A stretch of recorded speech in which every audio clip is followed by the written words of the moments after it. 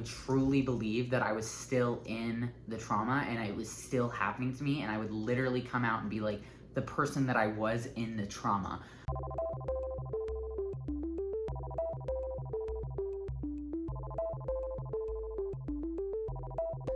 Hi guys, my name is Blaine. I'm an alter in the Cryptid system.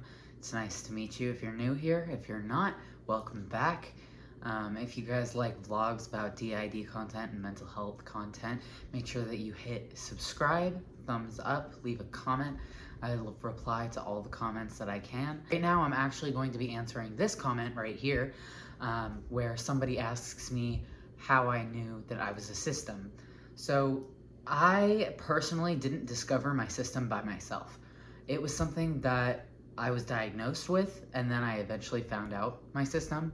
But the process of diagnosis was incredibly difficult and incredibly confusing and terrifying. So hopefully if somebody else relates to this, they can find some help in this story or whatever. But this is the story of how I got diagnosed. But yeah, so I'm Blaine. I'm a protector. I am a caretaker, ex-persecutor, trauma holder. I have a big role in this system. I'm out a lot. I'm a frequent fronter. James is my twin brother. So that's about me, enough about me. I'm gonna go ahead and put my name, pronouns, and age right here so you guys know about me. Here's some more about me right here. But yeah, we're gonna go ahead and get into the video now. So in 2020, our system as a whole was struggling with multiple different physical health issues that we could not figure out. We were having chronic pain, seizures, fatigue, POTS symptoms, all of these different symptoms, including like pelvic pain, severe pelvic pain that prevented us from being able to have like any kind of sex life or anything like that.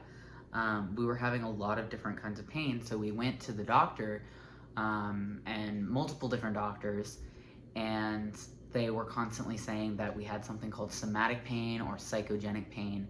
And us being incredibly internally ableist at the time and not knowing about trauma and how trauma can impact the physical body, we believed that those doctors were telling us that we were faking because they weren't giving us any information on psychogenic seizures. They weren't giving us any information on somatic pain.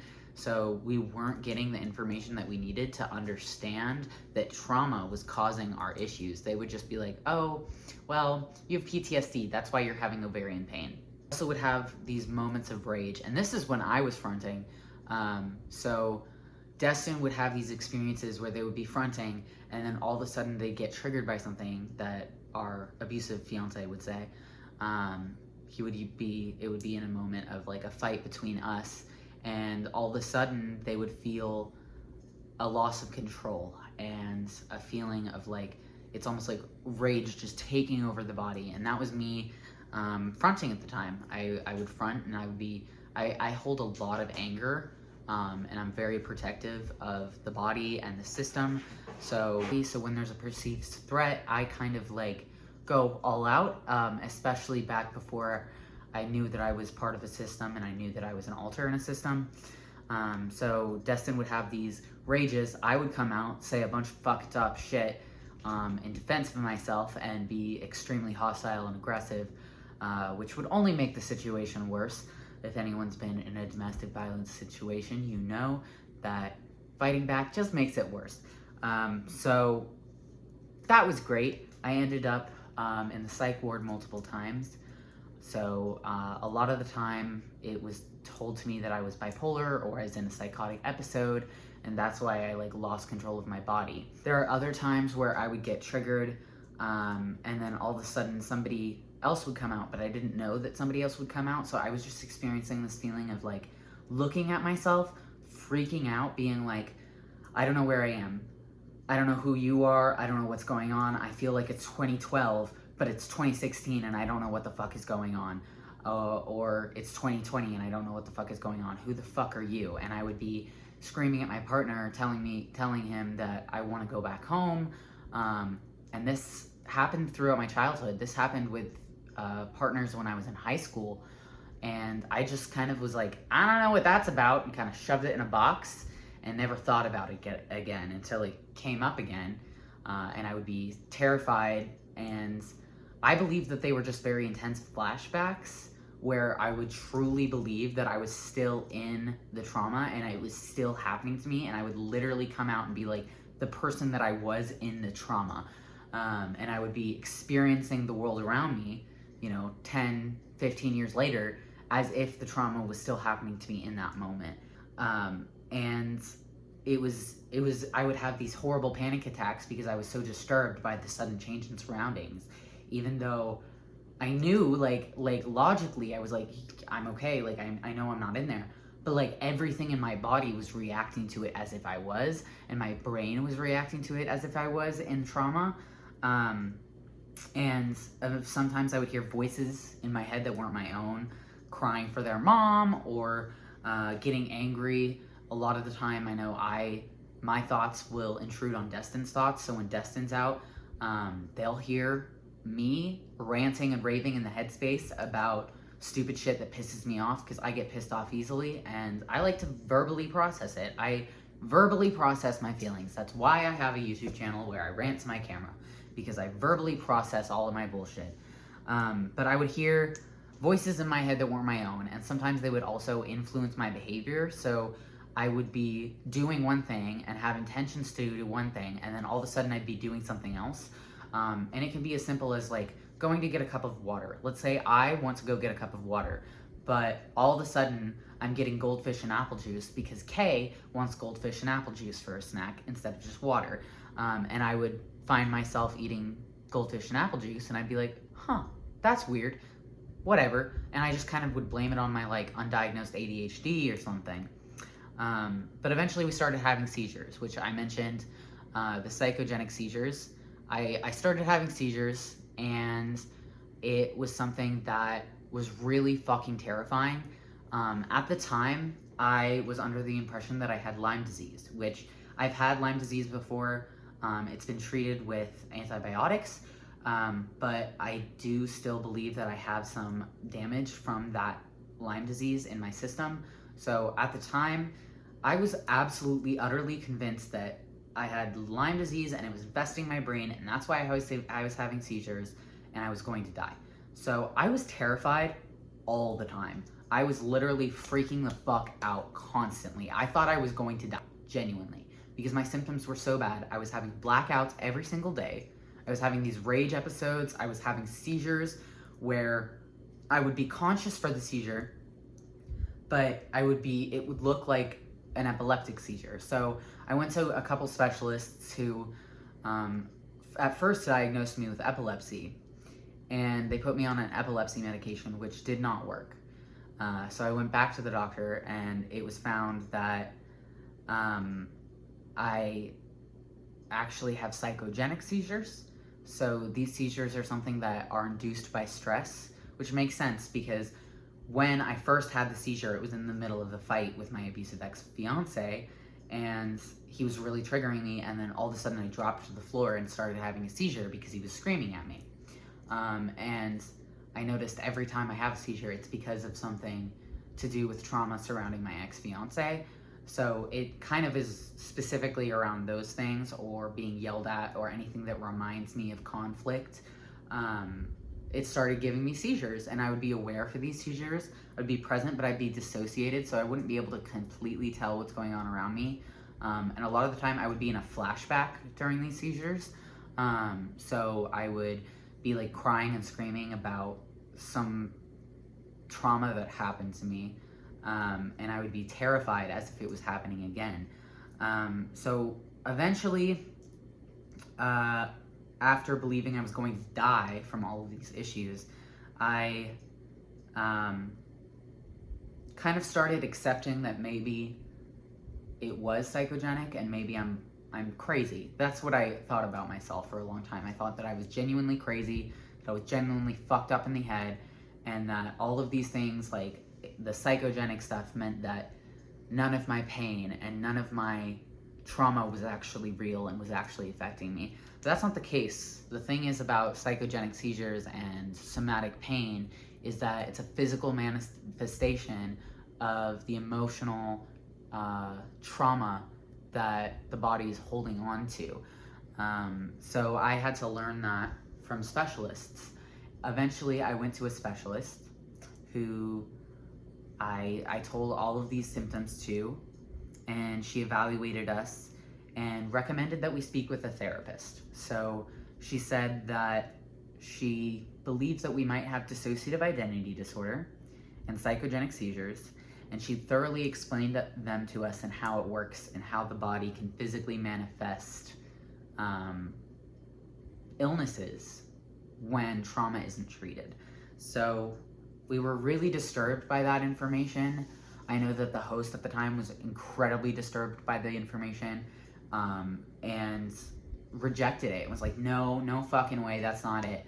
So we went and found another specialist, told her the symptoms, told her that one of the other specialists believes that we might have DID.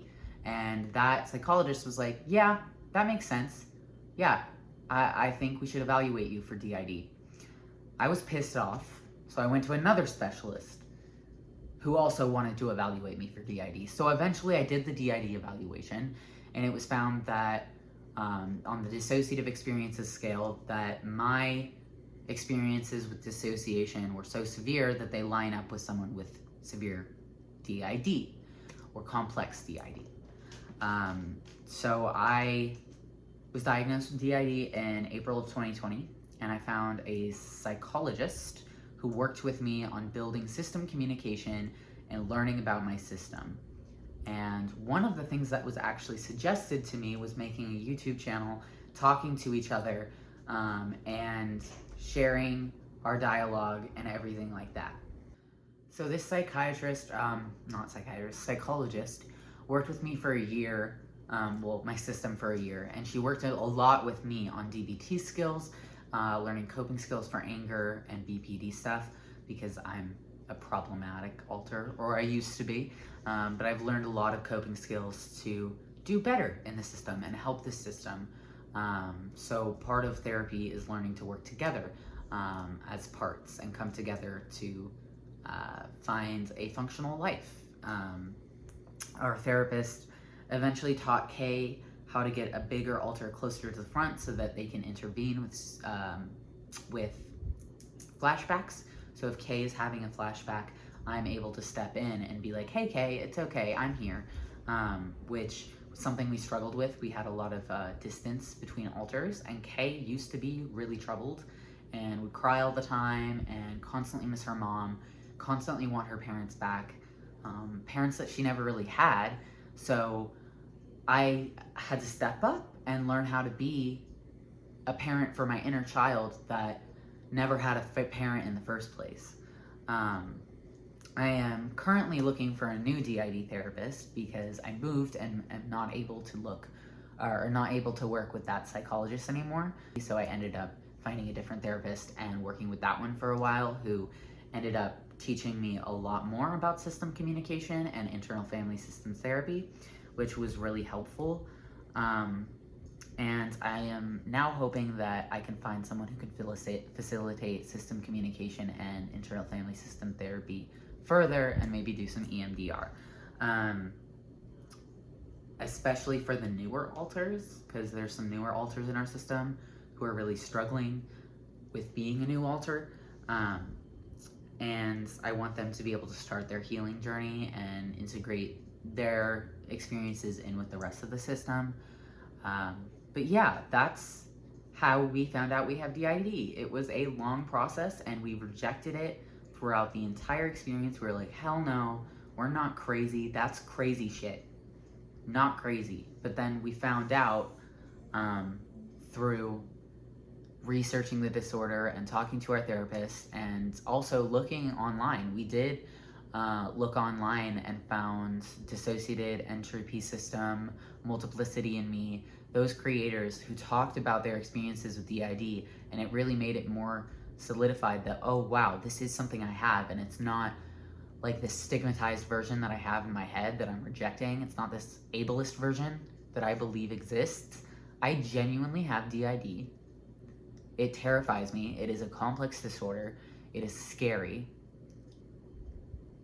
But finding other people online who have this disorder and who talk about their disorder and their experiences and who show their progress and healing has given me so much hope and faith in recovery, and the fact that DID systems can heal and can be functional, and can reach either final fusion or integration so much that they are able to function in day-to-day life. And that's what I'm looking for. It was a really hard process, and I think really the one thing that really solidified it for me was going to a psychologist and having her sit me down and explain how DID actually works, because I had a very stigmatized version of what it was, and even if I did my own research without talking to that psychologist first, I would have had a stigmatized version in my head and rejected it. But DID doesn't look like what people expect it to look like. It's something that is very covert. You can't always tell if it's me, Blaine, fronting, or if it's Moth, James, Destin, Andrea. We're able to all act the same, especially if we're talking to somebody in public. Masking is something that we do naturally without even thinking about it, and sometimes that can cause like a haze, so you can't really tell who's fronting. But it took a long time to get diagnosed. It took a long time to figure out what was going on. But with treatment, I'm having less seizures, less blackouts, and I have better system communication. I'm able to talk to my alters. I'm not as scared when I do find new alters, because I actually know what to do in that situation. And I'm able to help the hosts function in day-to-day life. So that's about my diagnosis. I hope it was a cool story. I hope it made sense. And I hope you guys stay hydrated and have a great day. I will see you in the next video. Thanks for watching. Bye.